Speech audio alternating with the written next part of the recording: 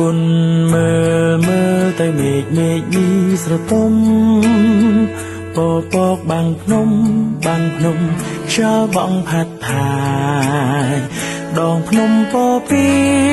វាវែងអនឡាយពពកចាត់ខ្ចាយបាយប្រែក្លាយរសាត់តាមខ្យល់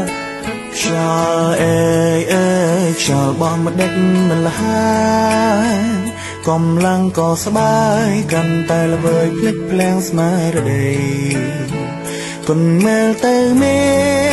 ឃខ្ពស់សែនឆ្ងាយពេកក្រៃចិត្តខ្ញុំអាឡ័យស្រពពុនពេកប្រមាក្រុមទីហ៊ានខំដើរដេកតាមដងព្រៃភ្នំអាវុធតូចធំ